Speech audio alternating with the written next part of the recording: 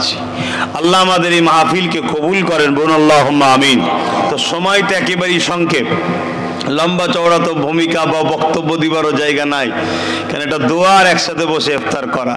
তার আগে আসো একটু খুতবা পাঠ করে আমরা একটু দোয়ার দিকে আগিয়ে যাই।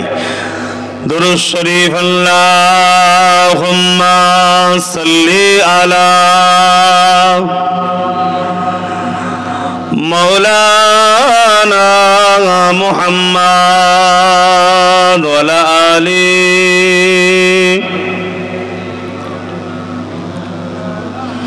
আমি জানি রোজা রেখে আমাদের কণ্ঠ থেকে কথা আওয়াজ বেরোতে বড় কষ্ট হচ্ছে, তারপরে এই 4-5 দিন যেভাবে তাপ পড়ছে বড় কষ্ট। তারপরেও মনে রাখবেন, প্রেমের কাছে কষ্ট কখনো প্রাধান্য পায়নি।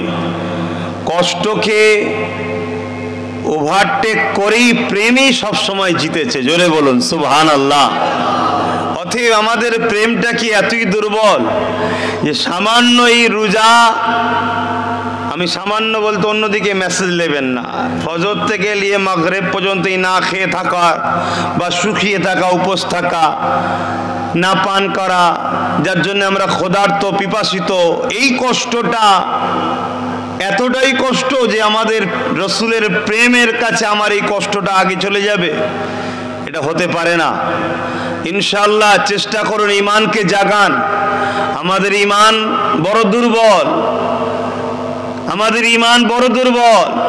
তাই যারা আমাদের জুতো ঘোরাবার উপযুক্ত নয়, তারা আজকে আমাদের মাথায় উঠে লাঠি ঘোরাচ্ছে আমাদের ঈমান দুর্বল হওয়ার জন্য। খুব গভীরের কথা বলছি, বুঝার হয় বুঝুন।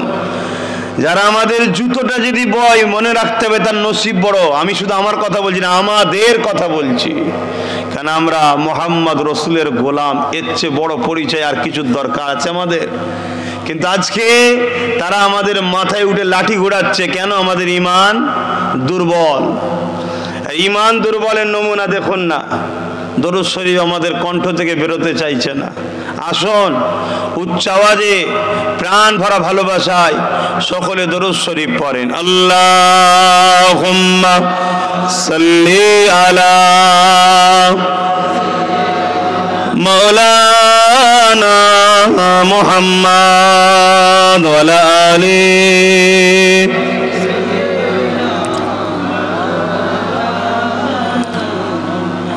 أعوذ بالله من الشيطان الرجيم. بسم الله الرحمن الرحيم. نحمده ونصلي على رسوله الكريم. أما بعد فيا أيها الحاضرون رحمكم الله.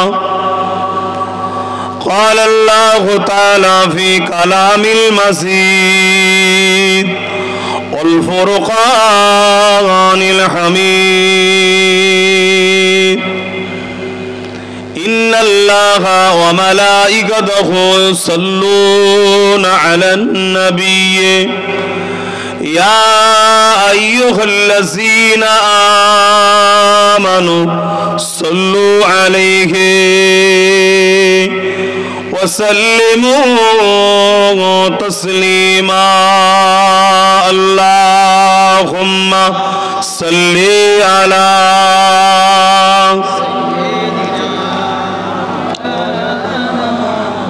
وعلى آل سيدنا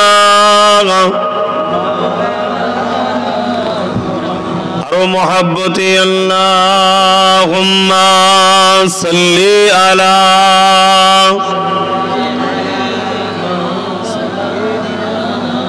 وعلى آل سيدنا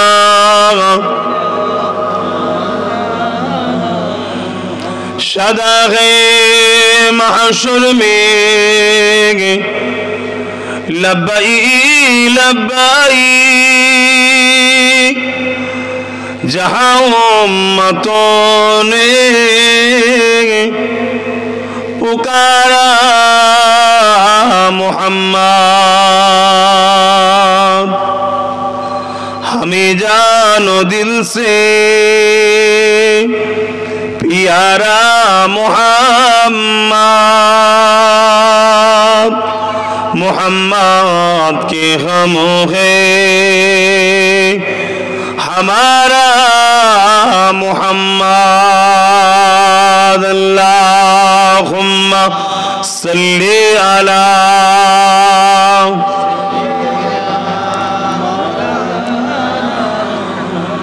वला आले सय्यदना।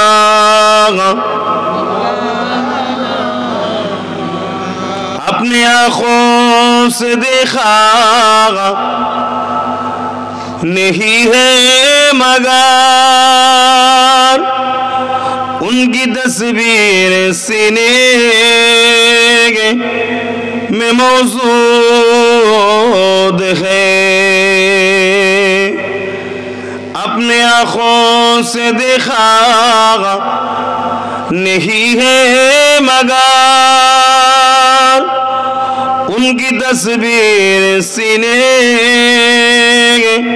में मौजूद है। जिनकी खुशबू से महका ऐ सारा जहान, ओ खुशबू नबी के पसीने में है। अल्लाहुम्मा सल्ली अला मौलाना मुहम्मद वला आली सय्यदना। कलमे ला इलाहा इल्लल्लाह, ला इलाहा इल्लल्लाह मुहम्मदुर रसूलुल्लाह।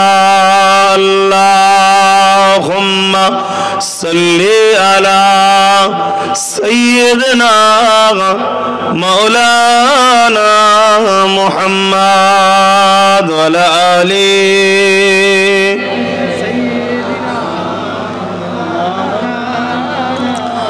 अल्हम्दुलिल्लाह। আমার আব্বা জানেরা, পর্দা নিশিন আমার আম্মা জানেরা, বোনেরা, উপস্থিত আমার নজওয়ান তরুণেরা, যুবকেরা, যে ভাইগুলো দাঁড়িয়ে আছেন, বসলে মজলিসটা আরো ভালো লাগতো। আর আপনারা তো মোবাইলে ব্যস্ত, কেন মাথায় ঢুকছে না। নিজেদের ক্ষতি নিজেরাই করছেন। একটা ধর্ম সবাই এসে ধর্ম যেটাকে পছন্দ করে না, মজবুরি ও নাচারের ক্ষেত্রে আমরা হয়তো চালিয়ে দিচ্ছি, কিন্তু ধর্ম এটাকে অ্যাকসেপ্ট তো করছে না, পছন্দ তো করে না। সেই নিয়ে এত ব্যস্ত কেন আপনারা? বন্ধ করুন, বন্ধ করে কথাগুলো শুনুন। আজ এই মাস পেয়েছি, পরের বছরে এই মাস পাবো কি না তার কোনো গ্যারান্টি নাই। আজকে কত দুর্ভাগ্য আমাদের, বিশেষ করে ইসলাম ধর্মের যারা প্রচারক, ইসলাম ধর্মের অনুসারী আমরা যারা ইসলামের মেসেজ মানুষের কাছে ছড়াই, আমরা কত দুর্ভাগ্য যে আমরা হক কথা বলবো, আমার কমই আমাদের কথা নিচ্ছে না, এবং আমার কম আমাদের দুশ্মনদের ঘরে শক্তিশালী করছে, অর্থাৎ ইসলামের দুশ্মনকে আমরা হক কথা বলার জন্য তারা ক্ষমতার জোরে আমাদেরকে বন্দি পর্যন্ত করছে। আর এই সমস্ত কর্মকাণ্ডের পিছনে আমারই ঘরের একদল মুসলিম সমাজের মানুষ সর্বদিক দিয়ে তারা জড়িত হয়ে আছে। তাই খুব মন দিয়ে শুনবেন দুটো কথা ভাই। এই যে দাড়িওয়ালা, ওই মাথায় টুপি দিয়ে যে বসে আছেন ভাই, ভালো ভালো লাগছে দেখতে, একটু বসে মাহফিলের সম্মানটা করুন। শুনছেন আপনারা, খুব দুঃখজনক। অসুবিধে কিছু নেই, ধ্বংস হয়ে যাব আমরা, এছাড়া আর কিছু না। স্পেনে আজকে কি তারিখ? পয়লা। এই দিনে একটা কি বলা হয় জানে? April fool. জানেন অ্যাকচুয়ালি ইতিহাস? এটা বলার আমার কোনো ইন্টারেস্ট নাই, তারপরও আপনাদেরকে একটু জিজ্ঞেস করছি, জানেন এটা কি উদ্দেশ্য? পয়লা এপ্রিলটা কি? এপ্রিল ফুল বলা হয় বোকা বানানো, তাই তো? হ্যাঁ, এটা কি জিনিস জানেন? একটু হ্যাঁ কি না বলুন, জানেন কি? আমি বলবো শোনেন, একটু জানেন আমরা কোথায়? আমরা ধ্বংসের একদম কিনারায় পৌঁছে গেছি। শুকরিয়া আদায় করুন, শুকরিয়া আদায় করুন। এখনো সমাজে কেউ কেউ হয়তো জেগে থাকে, তাহাজ্জুদ পড়ে, কেউ কেউ হয়তো হক কথা বলে, কাউকে কাউকে আল্লাহ হয়তো শক্তশালী করে রেখেছে, তাই এখনো কেউ ঠেলে আপনাকে ফেলে দেয়নি খাদে। কিন্তু সেগুলো খুব শিগগিরই উঠে যাবে, চলে যাবে আপনাদের কাছ থেকে। সেদিন আপনাদের হয়ে বলার আর কেউ থাকবে না। দেখুন আমার কওমের ছেলেরা নিজের নবীর ইফতারের মাহফিলে বসতে এরা চায় না। দেখুন আমার কওমের ছেলেরা, এরা কি অন্য ধর্মের নাকি? এরাই দেখুন নবীর মাহফিলে বসতে চায় না। এই তোমরা ডাকার প্রয়োজন নেই, বাস্তবটাকে দেখাচ্ছি। দেখুন কেন এই দশাটা আমাদের হলো, কেন এই যে জায়গাটায় আমরা পৌঁছালাম, এই জায়গাটায় পৌঁছালাম কেন? দুটো কারণ। এক, বাবার ইনকামের মধ্যে হারাম হতে পারে, না আমার নিজের ইনকামের মধ্যে হারাম হতে পারে, যে হারাম খাদ্য গিয়ে গিয়ে গিয়ে গিয়ে আমাদের অন্তরে কোরআন, রসুল, আল্লাহর ওয়ালাদের কথার তাসির হচ্ছে না, উলামাদের কথার ভালো লাগছে না। আমাদের ভালো লাগে নাচনেওয়ালা, গানেওয়ালা, যারা মানুষকে সারা জীবন ধোকা দিয়ে নানা রকম ফ্রড জিনিস দেখিয়ে, নাটক ড্রামা দেখিয়ে মানুষের পকেট খালি করে বেড়ায়, তাদেরকে আমাদের ভালো লাগে। আমাদের যারা আল্লাহ চিনায়, রসুল চিনায়, জান্নাতের রাস্তা দেখায়, দুনিয়া আখিরাতের শান্তির কথা বলে, তাদের কথা আমাদের ভালো লাগে না। আমাদের মসজিদের ইমাম এখন আমাদের কাছে বিরক্তের জিনিস, মাদ্রাসার আলেম উলামা আমাদের কাছে মুফতি মৌলানা এখন বিরক্তের জিনিস, আমাদের কাছে পীর মানে এখন ধ্বংসের জিনিস। কথা বুঝে আসছে? এগুলো আমাদের কাছে এখন বিরক্ত লাগে। কথা বুঝে আসছে? কেন? এরা সিরাতুল মুস্তাকিমের রাস্তা দেখাচ্ছে, আমাদের ধ্বংসের দিকে আমরা নিজেরাই চলে যাচ্ছি। তো যাক ভাই, সময় সংক্ষেপ, বেশি জ্ঞান দিতে আসিনি, আমার কিছু কথা আপনাকে শোনাতে আসিনি। আমি কে? আমার কি হাইসিয়াত আছে? আমি আল্লাহ আল্লাহ রসুলের কথা আপনাকে শোনাতে এসেছি। তার আগে একটুটুকু কথা শুধু ধরাতে চাইছি। 1 এপ্রিল, আজকে এই 1 এপ্রিল আমার কওমের লাখো মুসলমান বানায়। ভুল বললাম? আমার কওমের লাখো মুসলিম ছেলে মেয়ে এই 1 এপ্রিল বানায়, অথচ তারা জানেই না 1 এপ্রিলটা কি। স্পেনে 800 বছর মুসলমান রাজত্ব করেছিল। কত বছর? এই রাজত্ব তো সহজে আসেনি বাপ। এই পৃথিবীতে যুগে যুগে দুই ধরনের রাজত্ব হয়েছে। এক হলো সন্ত্রাস, জালিম, বদমাই, লুটেরাদের, আর এক দল হলো ইনসাফ পরায়ণ লোকেদের। ইনসাফ পরায়ণ লোকেরা বড় রক্ত ঝরিয়ে, জানকে লড়িয়ে, যেমন আমার দেশ ব্রিটিশদের হাত থেকে স্বাধীন হয়েছে না, অনেক রক্তের বিনিময়ে। তা যুগে যুগে এই পৃথিবীতে একদল ইনসাফ পরায়ণ মানুষরা সন্ত্রাস, জালিম, অত্যাচারী, চোর, লুটেরা, বদমাইশদের হাত থেকে লড়াই করে, খুন দিয়ে, জান দিয়ে, মাল দিয়ে সমাজকে বাঁচাবার জন্য লড়াই করে শান্তির, ইনসাফ প্রতিষ্ঠিত সমাজ তৈরি করেছে।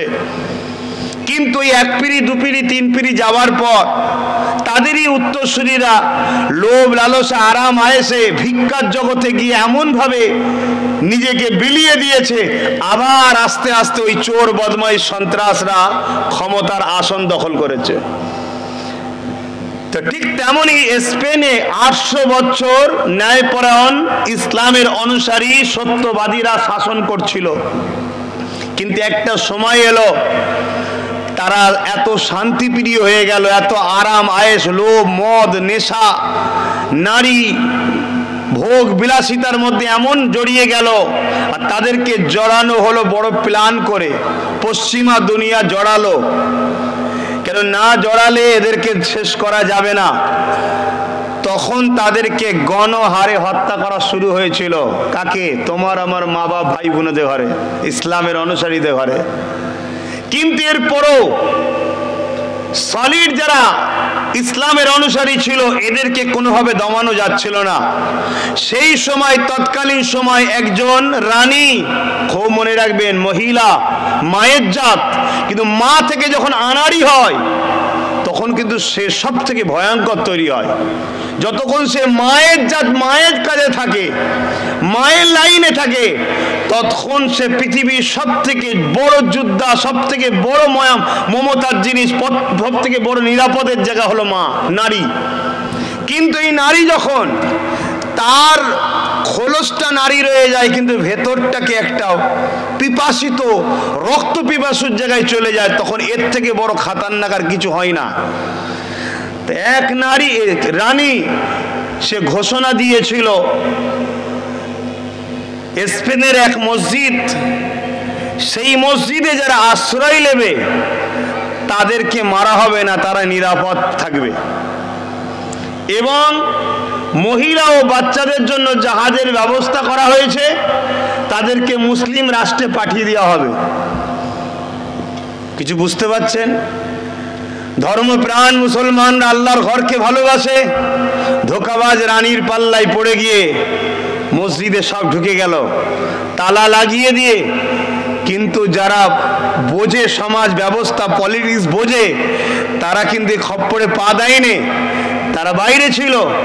এই অবস্থাতেই 1 এপ্রিল মসজিদের মধ্যে তাদেরকে গণহত্যা করা হয়েছিল, এবং যে জাহাজটা ঠিক করেছিল জাহাজটাও ফুটো ছিল, সেই জাহাজে লাখো মা বেটি বাচ্চারা সেখানে ডুবে ডুবে সাগরে মরেছিল।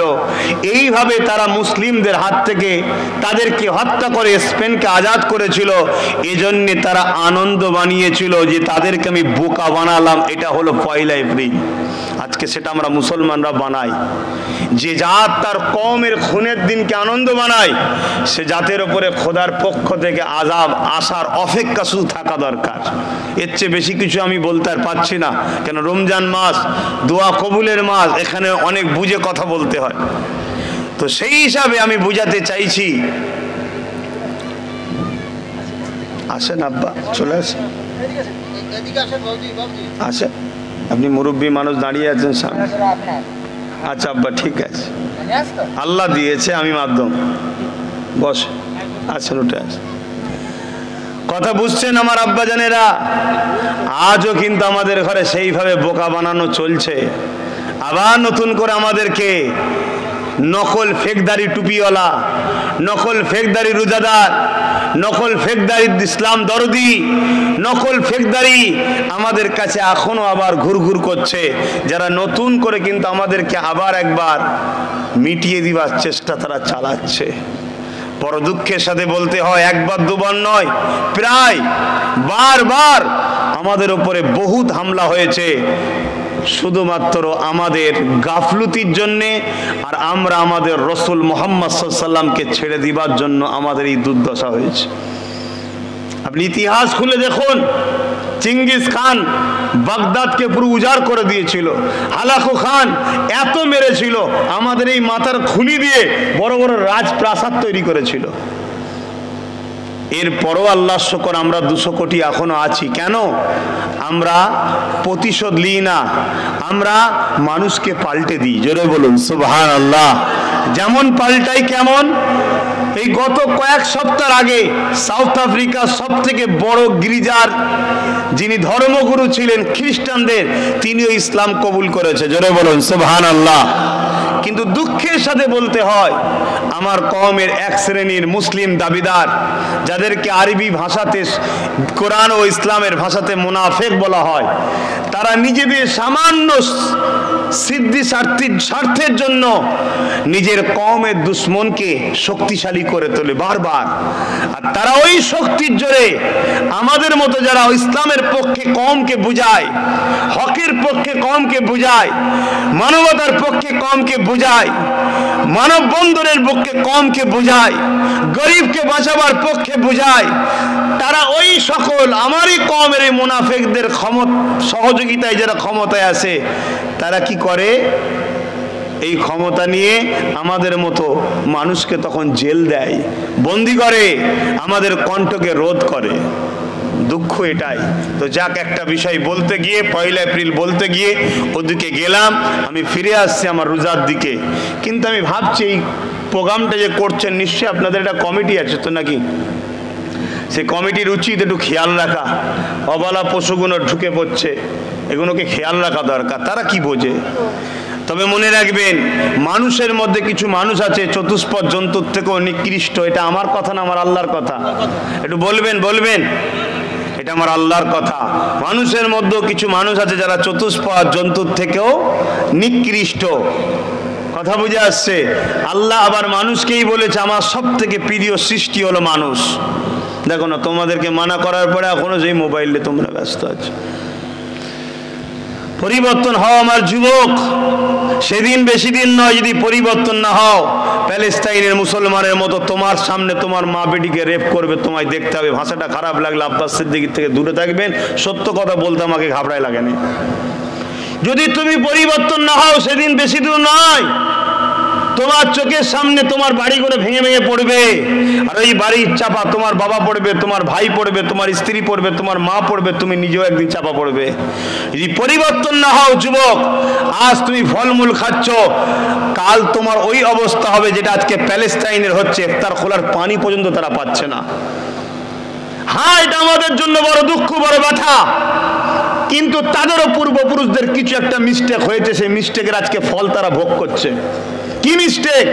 কোরআন ঘোষণা দিয়েছে কাদের সঙ্গে মিশতে হবে, কাদের সঙ্গে মিশতে হবে না। কোরআনের সেই কথাকে অবজ্ঞা করে এরা দুধ কলা খাইয়ে সাপ পুষেছিল। দুধ কলা খাওয়াও মানুষকে, সাপকে নয়। মানুষকে খাওয়াও। এরা সেই দুধ কলা খাইয়ে মানুষ নয় সাপ পুষেছিল। সেই সাপ যখন 80 বছর খেয়ে মোটা তাজা হয়েছিল, তখন তারা আজকে ফোঁস তুলে সেই প্যালেস্তাইনবাসীদের ঘরে ধ্বংস করছে, যে রাস্তাতে আমরা 77 বছর আগিয়ে গেছি। আর 3 বছর বাকি আছে আমাদের।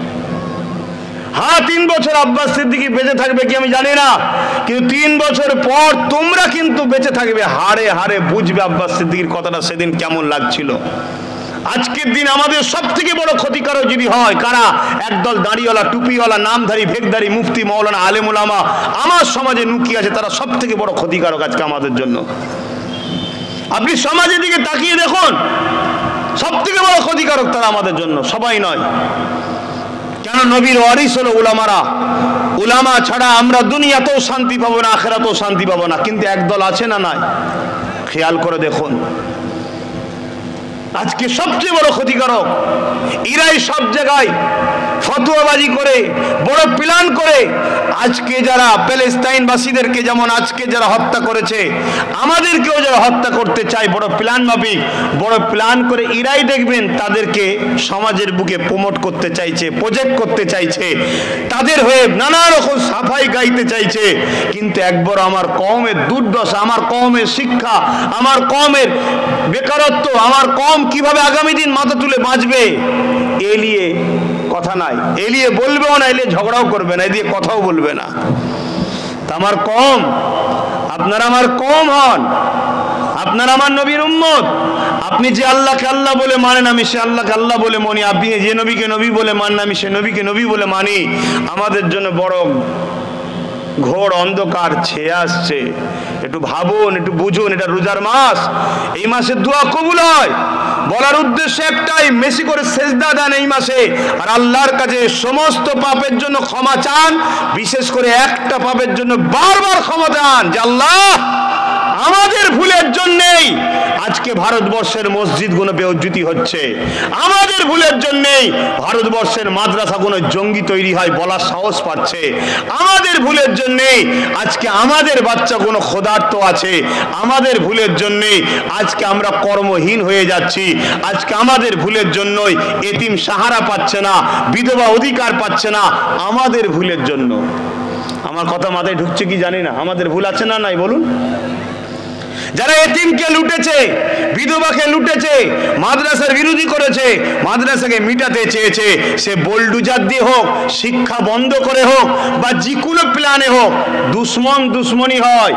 কেউ যদি আপনাকে বন্দুকের গুলি করে মারে, আপনি ধরুন আপনার দুটো ছেলে, একটা ছেলেকে কেউ বন্দুকের গুলি করে মেরেছে, আর একটা ছেলেকে কেউ ধারালো ছুরি দিয়ে বা ভুতা ছুরি দিয়ে আস্তে আস্তে টুকরো টুকরো করে আস্তে আস্তে করে মেরে তাকে মেরে দিয়েছে। আপনি যখন বিচারে যাবেন, দুই ছেলের জন্যই আপনি আসামিদের শাস্তি একটাই আশা করবেন, কি? মৃত্যুদণ্ড, তাই তো নাকি? না বলবেন ও গুলি করে মেরেছে, ওর মরণটা শাস্তি হোক, মৃত্যুদণ্ড, এ ছুরি দিয়ে মেরেছে, একে 12 বছর কি 11 বছর জেল দেওয়া হোক, এটা চাইবেন কি? বা ধরুন আপনার দুটো ছেলে, একটা ছেলে হয়তো খুব শক্তিশালী, আর একটা ছেলে হয়তো একটু দুর্বল, কিন্তু দুজনকেই যখন কেউ মেরেছে, দুজনকে মেরেছে, আপনি দুজনের শাস্তি আলাদা চাইবেন না এক চাইবেন? ভাই একই চাইবেন, আপনার কাছে দুজনই সমান। খুব ভালো করে বুঝুন।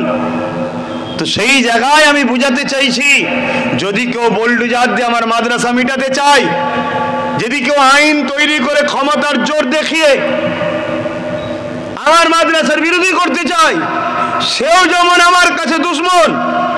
কেউ মাদ্রাসার শিক্ষক নিয়োগ বন্ধ করে দিয়ে যাতে করে মাদ্রাসায় ছাত্র না দেয়, অটোমেটিক মাদ্রাসাটা ভেঙে পড়ে যাক। আচ্ছা ভাই, শিক্ষক না থাকলে কেউ ছাত্র দেবে? আর ছাত্র না থাকলে মাদ্রাসা কি হবে? বন্ধ হবে। আর বন্ধ হলে সেই ধ্বংসই হলো না। এই প্ল্যানও যদি কেউ করে, সে আমাদের বন্ধু না দুশ্মন? বলুন। কিন্তু এই দুশ্মনকেই তো আমরা নিজেদের আস্তিনের মধ্যে 77 বছর কম বেশি পালন করিতে চলে আসছি। মাথায় ঢুকছে 80 বছর, 3 বছর বাকি আছে।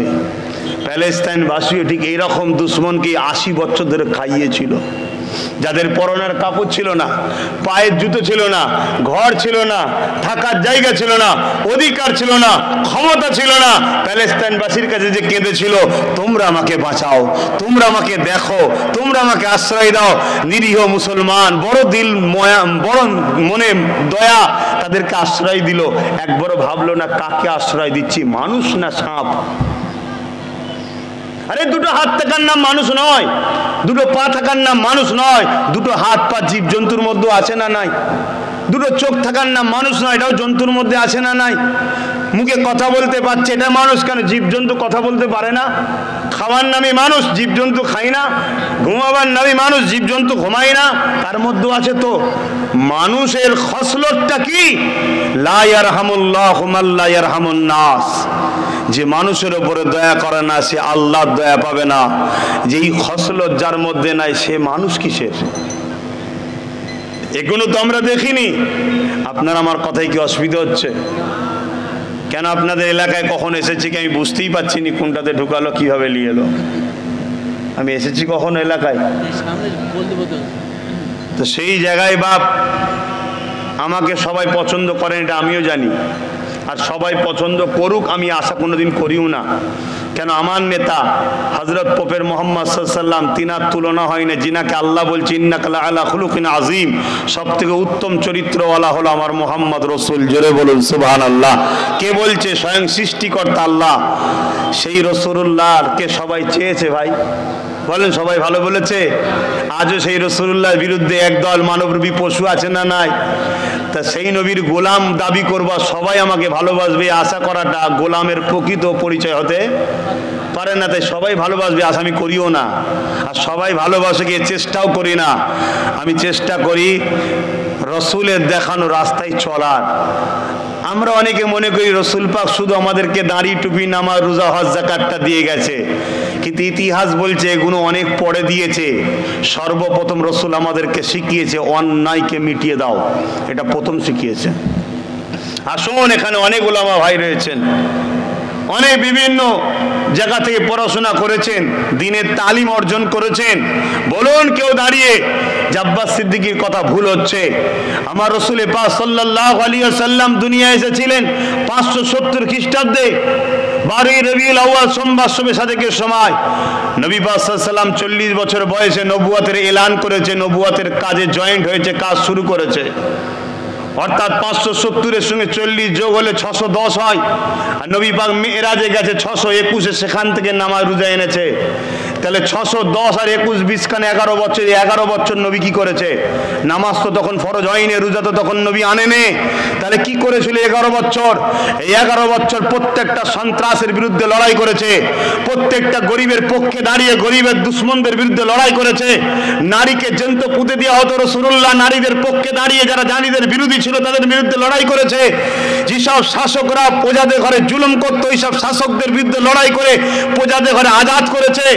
আল্লাহ নবী পৃথিবীর জঙ্গলকে পরিষ্কার করে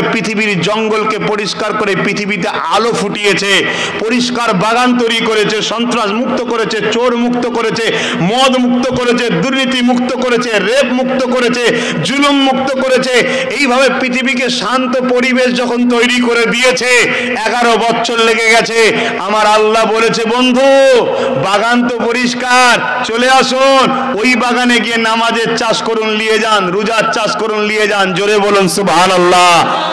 আমাদের বাগান কি এখন পরিষ্কার আছে? বলুন, মসজিদে দুর্নীতি ঢুকেছে না ঢোকেনে? মাদ্রাসায় দুর্নীতি ঢুকেছে না ঢোকেনে? জানাজা নিয়ে দুর্নীতি হচ্ছে না হয়নি? বলুন, কবরস্থানে দুর্নীতি ঢুকেছে না ঢোকেনে? পাড়ার বিধবাদের উপরে জুলুম হয় না হয় না? এতিমদের উপরে অত্যাচার হয় না হয় না? আজ নয় আমরা ভালো মন্দ ইফতার করব আমার পাড়ায়, এই 20টা রোজা হয়ে গেছে, আজকে আল্লাহ যদি হায়াতে রাখে যখন ইফতার করবে 21টা কমপ্লিট হবে।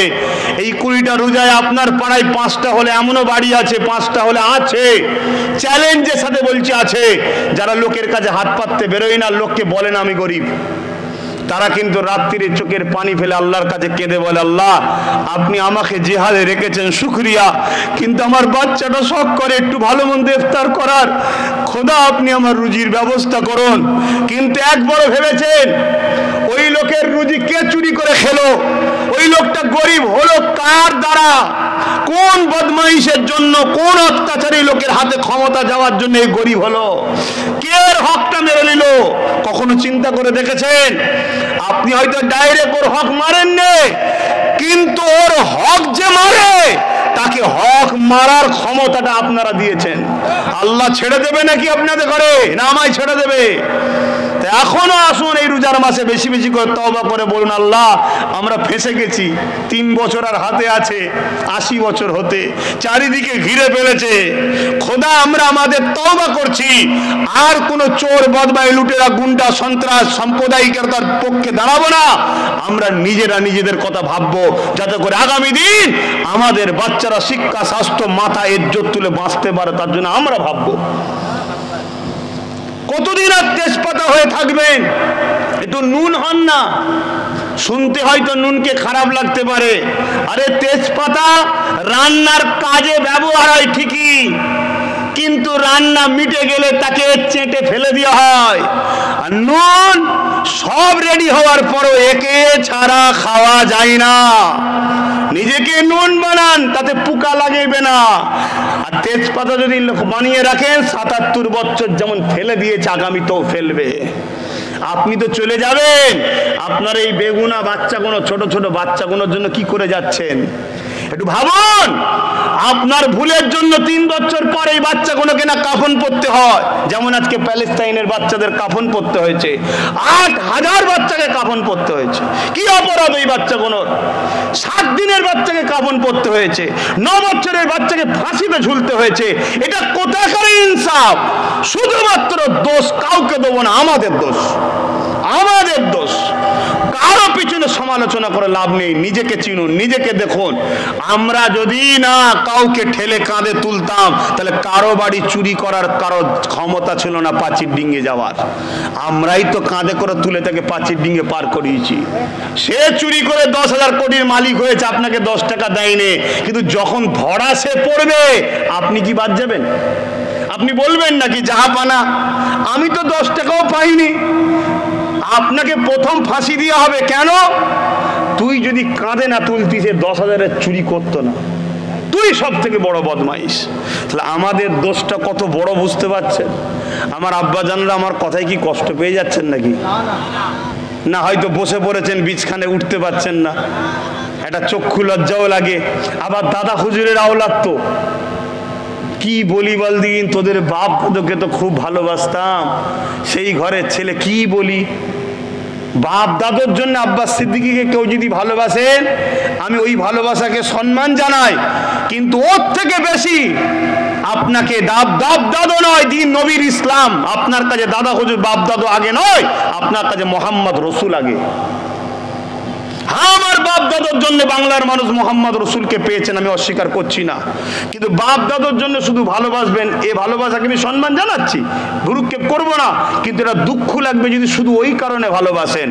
আপনি দেখুন আমার কথাকে বুঝুন, আমি বাঁচাবার জন্য চেষ্টা করছি।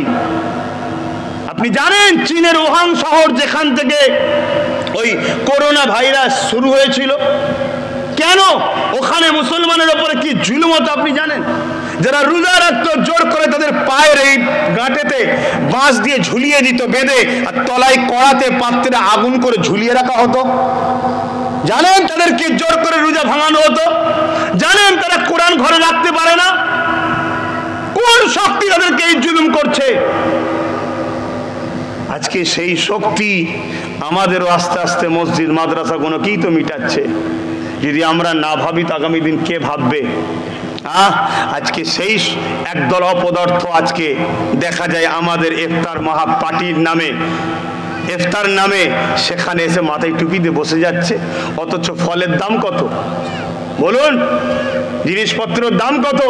যদি দামটা কম হতো আমার গ্রামের গরিবগুলো অল্প হলেও কিনতে পারতো না। ইচ্ছা করে রোজার দুদিন আগে যা দাম থাকে রোজা পড়ার সাথে সাথে দামটা বেড়ে যায় না? আপনারাই বলুন, বাজার তো করুন, বাড়ে না? কোন ক্ষমতায় বাড়ায়? পীর মুরিদির ক্ষমতায় বাড়ায়? এই আলেমরা এই দামটা বেরিয়ে দেয়, ইমামরা বেরিয়ে দেয়। যারা এই দামটা বাড়ায় উদ্দেশ্য শুধু একটা, যাতে করে গরিবরা রোজা রাখতে না পারে।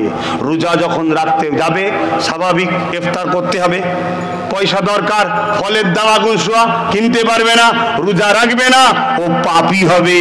আর পাপীকে আল্লাহ সাহায্য করবে না, আমাদেরকে মিটাতে সুবিধা হবে। জানি না আমার কথাকে আপনারা কোন নজরে নিচ্ছেন, সময় তো হু করে চলে যাচ্ছে। আসুন, আল্লাহ আমাদের জন্য রোজাকে 1 মাস ফরজ করেছে। ইয়া আইয়ুহাল্লাযীনা আমানু কুতিবা আলাইকুমুস সিয়াম কামা কুতিবা আলাল্লাযীনা মিন ক্বাবলিকুম লাআল্লাকুম তাত্তাকুন। 1 মাস রোজাকে আল্লাহ ফরজ করেছে। কেন ফরজ করেছে? অনেক সাইড আছে, সময় অতটা নাই। এই রোজা গরিবের কষ্ট বুঝারও একটা নমুনা। জোরে বলুন সুবহানাল্লাহ। মেডিকেল সায়েন্স বলছে রোজা এমন একটা জিনিস, মানুষের সুগার থেকে বাঁচার সব থেকে উত্তম পন্থা হলো রোজা। জোরে বলুন সুবহানাল্লাহ। মানুষকে ক্যান্সার থেকে বাঁচিয়ে রাখে এই রোজা। জোরে বলুন সুবহানাল্লাহ।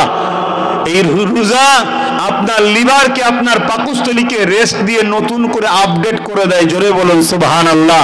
আপনারা দেখেছেন মোবাইলে একটা আপডেট অপশন থাকে, মোবাইলে একটা আপডেট অপশন আছে মাঝে মাঝে, ওই আপডেটটা মারলে দেখবেন নতুন করে নানা রকম ভার্সন তৈরি হয়, নতুন জিনিস ফিরে আসে, নতুন এবং মোবাইলটা ফ্রি হয়ে যায়।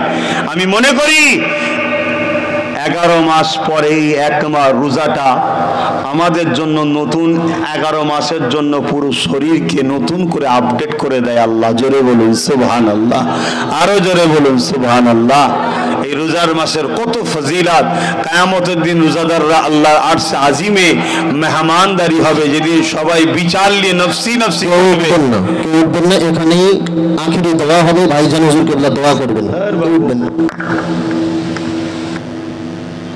আপনি কেন বিস্কুলে কথা বলেন? এটা আপনার দেশের রেওয়াজ হয়ে যায় জিদ গেম না?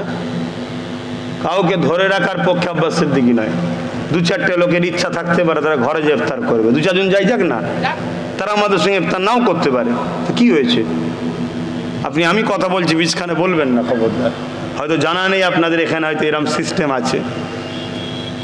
আপনাদেরকে ইফতারের দাওয়াত দিয়েছি নারা, দোয়াবাদ এখানে ইফতারও হবে, কথা বুঝে আসছে, ঘাবড়াবার কিছু নেই। আমিও ইফতার করব। এবারে কেউ শখ করতে পারে যে আমি ঘরে করব, তার পছন্দ, তার পরিবার আছে, তার ইচ্ছা, এটা করতেই পারে, কথা মাথায় ঢুকছে। কিন্তু মনে রাখবেন আমাদের আজকের উদ্দেশ্য একসাথে ইফতার করা। তো যাক, কিয়ামতের দিন আল্লাহ রোজাদার দিগকে একসাথে বসে ইফতারও করা, কি বলে আল্লাহ পাক জান্নাতি খানা খাওয়াবে আরশে আজিমের উপরে। জোরে বলুন সুবহানাল্লাহ। এই রোজার মাসের এত গুরুত্ব, 7টা জাহান্নামের দরজাকে আল্লাহ বন্ধ করে দেয়, 8টা জান্নাতের দরজা আল্লাহ খুলে দেয় রোজার মাসের বরকতে। জোরে বলুন সুবহানাল্লাহ।